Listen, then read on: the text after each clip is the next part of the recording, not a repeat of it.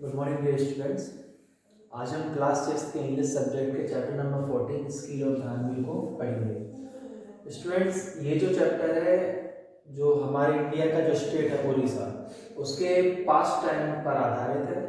उड़ीसा को land of temples यानी मंदिरों की धरती भी कहा जाता है और पुराने समय में उड़ीसा को हम उत्कल के नाम से भी जाना करते थे। उड़ीसा जो कि इंडिया का स्टेट है जिसकी कैपिटल भुवनेश्वर है। स्टूडेंट्स, ये जो स्टोरी है इसमें एक किंग है, राजा है जिनका नाम नरसिम्हा देव है। उन्होंने निर्णय लिया था कि कोणार्क में एक बहुत ही भव्य मंदिर बनवाएंगे, जिसके लिए उन्होंने यीशु महाराणा जो कि एक आर्किटेक्ट था उसे उन्होंने चुना था और उसकी जो टीम थी उसे दायित्व दिया गया था कि आपको एक भव्य मंदिर का निर्माण करना है।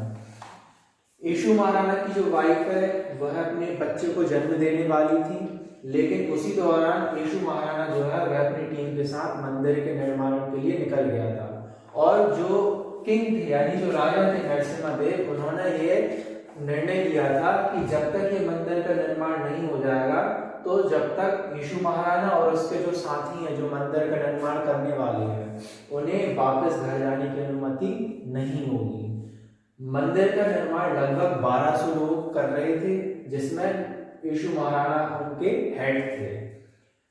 उसी दौरान यीशु महाराणा की जो वाइफ थी उन्होंने एक बच्चे को जन्म दिया था, वह एक लड़का था और उस वाइफ ने उस लड़के का नाम धानवीर रखा था। ओके, धानवीर जो था बचपन से ही उसकी माँ ने उसे मंदिर निर्माण करने की जो कला वह उसे सिखाई थी और उसी के साथ साथ वह बच्चा जो है मंदिर निर्माण करने में मतलब बहुत ज्यादा एक्टिव था। एक्टिव का मतलब जब वह छोटा था तो वह कभी पत्थरों से किसी भी मंदिर का निर्माण करता था, छोटे छोटे जो होते हैं, या फिर मिट्टी के जरिए वह निर्माण किया करता था और उसे देखकर लोग अचंभित रह जाते थे कि भला इतनी छोटी सी उम्र में कोई भी बच्चा इतनी कलाकृति कैसे जानता है।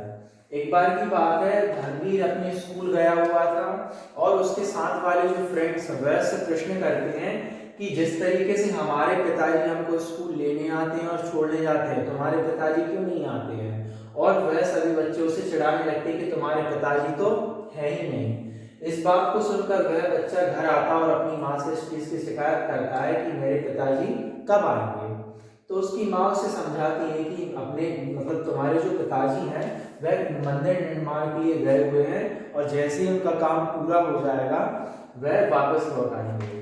तब वह धानवीर कहता है कि माँ, मैं 12 साल का हो चुका हूँ और आज तक मैंने अपने पिताजी को नहीं देखा है, तो वह कब लौटेंगे? तो उसकी माँ उसे समझाती है कि जो राजा है उन्होंने अपने मतलब ऑर्डर दिया है उन सभी वर्कर्स को कि जब तक ये मंदिर का निर्माण नहीं हो जाता तब तक आपको घर वापस लौटने की अनुमति नहीं होगी।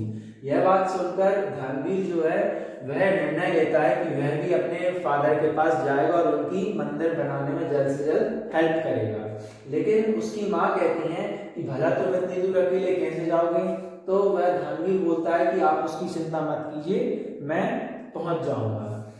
उसकी माँ उनके जो आंगन में जो बेर जो होते हैं हम जो खाते हैं फ्रूट, वह बेर अपने फादर के लिए रख देती है और वह कहती है कि ये बेर आप अपने फादर को जब बताओगे तो वह पहचान जाएंगे कि आप उन्हीं के बेटे हो। क्यों? क्योंकि ये बेर हमारे आंगन में ही हुआ करती और कहीं ये नहीं मिलती है। तो वह बेर लेकर अपने रास्ते पर चल पड़ता है और धीरे धीरे वह आगे बढ़ता हुआ चला जाता है। बहुत समय बाद जब वह समुद्र के किनारे पहुंचता है तो उसे भव्य मंदिर दिखाई पड़ता है और जैसे ही मंदिर उसे दिखाई पड़ता है वह और तेजी से दौड़ लगाते हुए अपने फादर के पास पहुंच जाता है। उसके फादर जो है यानी धानवीर के जो फादर है यीशु महाराणा, उसे देखकर वह काफी ज्यादा खुश होते हैं। लेकिन जब धानवीर वहां पहुंचता है तो वह पाता है कि जितने भी वर्कर्स वहां काम कर रहे थे वह बहुत ज्यादा उदास थे और धानवीर उनसे प्रश्न करता है कि ऐसा क्यों, आप सभी इतने उदास क्यों हैं? तब एक वर्कर उन्हें बताता है कि हम सभी के पास सिर्फ 3 दिन है, हमें ये मंदिर का निर्माण पूरा करना है, नहीं तो चौथे दिन हम सभी की जो गर्दन काटने की सजा है वह दे दी जाएगी और हम सभी मारे जाएंगे। तो धानवीर के फादर जो थे यीशु महाराणा, उन्होंने कहा था कि आज शाम को हम सभी इकट्ठे होंगे और एक डिस्कशन करेंगे। तभी धानवी उनसे रिक्वेस्ट करता है कि मुझे भी आप उस डिस्कशन में शामिल कीजिएगा, मैं भी आपकी कुछ मदद करना चाहता हूँ।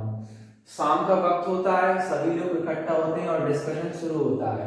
असल में उनकी सबसे बड़ी प्रॉब्लम ये थी कि मंदिर का निर्माण तो लगभग पूरा हो चुका था, लेकिन सबसे ऊपर जो एक सिंबल उस मंदिर का जो लगना था वह लग नहीं पा रहा था, जिसके कारण वह मंदिर अधूरा रह रहा था।